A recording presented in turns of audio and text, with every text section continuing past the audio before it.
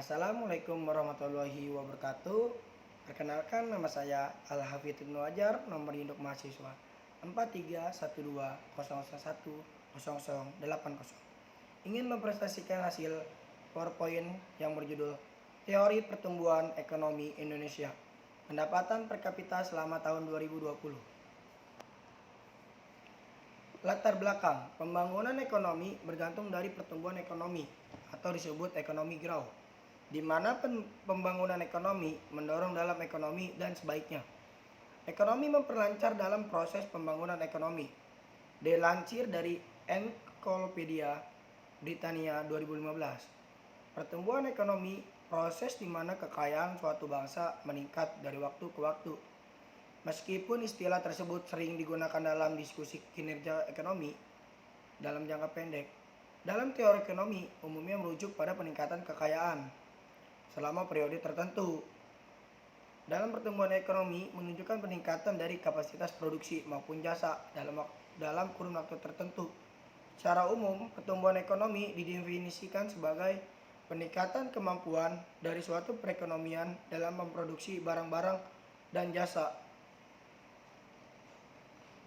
Ekonomi nasional di mana keadaan ekonominya mulai relatif statis selama jangka waktu yang cukup lama untuk dapat menaikkan dan mempertahankan laju pertumbuhan GNP-nya, meningkatkan pendapatan nasional yang real. Pertumbuhan ekonomi diyakini oleh sebagian besar ekonomi sebagai indikator yang paling tepat dalam menggambarkan proses kemajuan pembangunan suatu negara. Pertumbuhan ekonomi adalah kenaikan kapasitas jangka panjang dari negara yang bersangkutan untuk menyediakan berbagai barang ekonomi kepada penduduknya. Kenaikan kapasitas tersebut dimungkinkan oleh adanya kemajuan atau penyesuaian oleh Ahmad Ma'ruf dan Latif Wihastuti. Pertumbuhan Indonesia dideterminkan oleh prospeknya. Jurnal Ekonomi dan Studi Pembangunan Volume 9 nomor 1 April 2008 halaman 44 sampai 45. Nomor 2 Raharjo Adi Sasmita. Teori-teori pembangunan ekonomi adalah pertumbuhan ekonomi dan pertumbuhan wilayah serta mencakup perubahan pada susunan ekonomi masyarakat secara menyeluruh. Pendapatan per kapita, kenaikan kelembagaan di segala bidang, misalnya ekonomi, politik, hukum sosial, dan sosial budaya. Pertumbuhan ekonomi menunjukkan peningkatan dari kapasitas produksi maupun jasa dalam waktu tertentu. Secara pertumbuhan ekonomi didefinisikan sebagai peningkatan kemampuan dari suatu pembangunan ekonomi.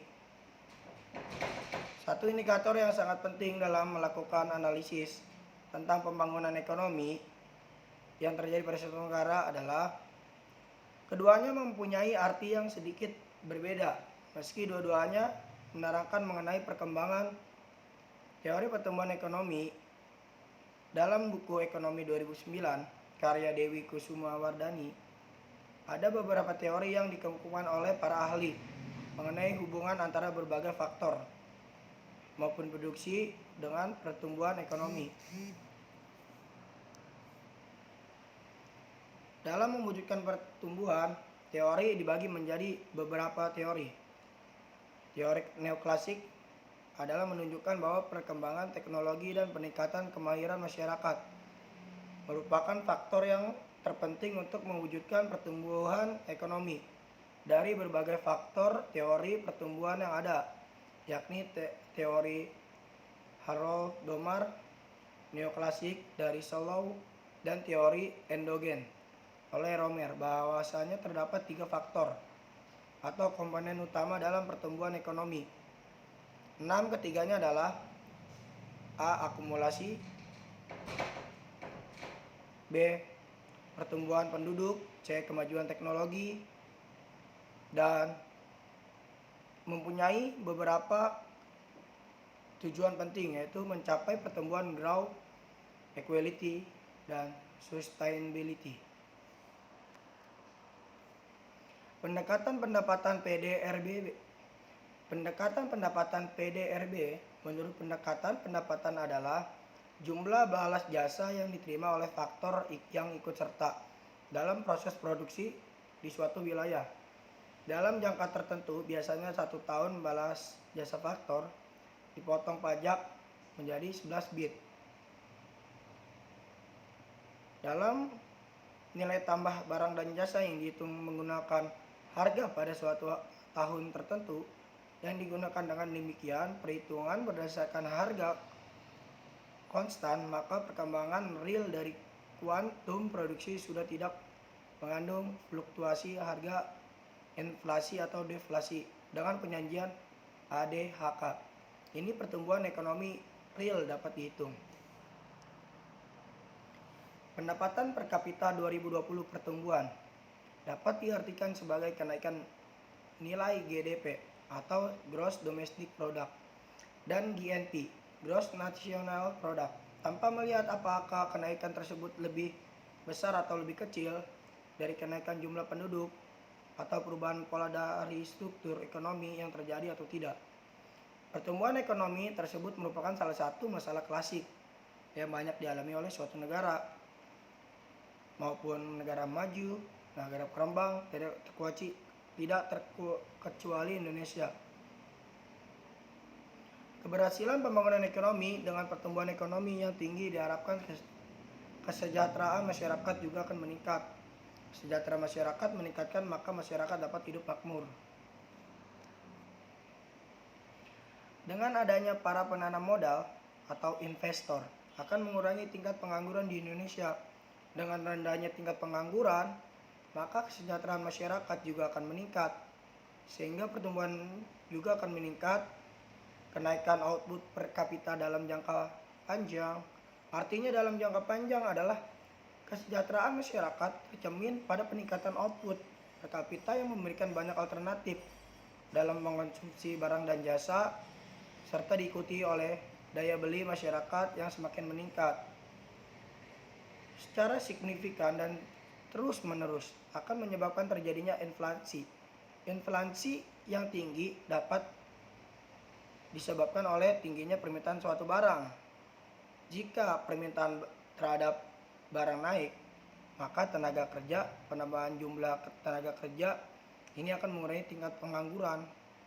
Hal ini sesuai dengan pertumbuhan ekonomi merupakan masalah klasik bagi negara-negara berkembang seperti Indonesia. Dengan adanya investasi yang dapat menyerap banyak tenaga kerja sehingga mengurangi angka pengangguran di Indonesia. Indonesia sumber Badan Pusat Statistik. 3 berdasarkan tabel di atas, diketahui bahwa produk domestik bruto atau PDB mengalami peningkatan di 10 tahun pertama di periode penelitian. Pada tahun 1986, produk domestik menjadi 779.032,82 miliar rupiah di tahun 1988 dan 1989. PDB Indonesia mengalami peningkatan masing-masing sebesar 824.063,9,3 miliar rupiah pada tahun 1990 sampai 1991 dan tahun 1992 masing-masing mencapai 1.156.432,3,34 miliar rupiah. Pertumbuhan ekonomi di Indonesia mengalami penurunan lagi hingga berada pada angka 4,79%. Untuk dapat meningkatkan pertumbuhan ekonomi, maka harus disesuaikan dengan faktor-faktor dapat mempengaruhi pertumbuhan ekonomi itu sendiri. Para ekonom berpendapat bahwa investasi dapat mendorong meningkatnya pertumbuhan ekonomi seperti halnya yang terjadi pada tahun 1995 ketika terjadi bom investasi. Kebijakan dalam pertumbuhan ekonomi. Kebijakan ekonomi adalah kebijakan yang diambil oleh pemerintah di bidang ekonomi dengan tujuan untuk memacu roda perekonomian masyarakat. Pemerintah diharapkan mampu untuk memberikan pengarahan atau bimbingan terhadap masyarakat tentang perekonomian. Karena di negara kita masyarakat adalah mitra pemerintah dalam makmur berdasarkan Pancasila dan Undang-Undang Dasar 1945. Arah kebijakan ekonomi diharapkan mampu berkelanjutan berdasarkan sistem ekonomi kerakyatan. Kehadiran lembaga pembiayaan membawa peran yang sangat penting dalam membangun perekonomian, khususnya pada masyarakat menengah ke bawah.